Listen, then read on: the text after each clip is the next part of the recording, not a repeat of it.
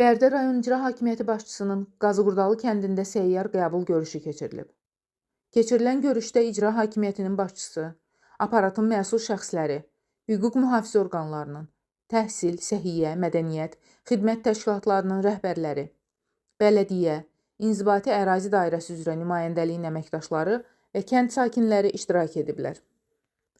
Rayon İcra Hakimiyyətinin başçısı ölkə rəhbərinin tapşırıq və tövsiyələri əsasında respublikamızda aparılan sosial-iqtisadi islahatların, əhalinin rifah halının daha da yaxşılaşdırılması istiqamətində icra olunan layihələrin hər bir yaşayış məntəqəsini əhatə etdiyini vurğulayıb və Qazıqurdalı kəndində görülən işlər barədə vətəndaşlara ətraflı məlumat verib.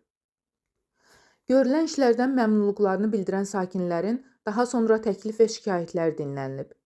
Asfalt örtüyünün dağılmış hissələrinin bərpa olunması, yaşıl kütlənin budanması, bir ədəd yeni elektrik güc transformatorunun verilməsi, körpələr evi uşaq bağçasının həyətinə məişət tullantıları üçün konteyner yerləşdirilməsi, məktəbin qarşısında piyada zolağının çəkilməsi, dren kanalın lildən təmizlənməsi, işlə təmin olunma və birdəfəlik maddi yardım olunması ilə bağlı müraciətlər dinlənildikdən sonra qaldırılan məsələlərin həlli istiqamətində aidiyyəti qurumlara müvafiq tapşırıqlar verilib.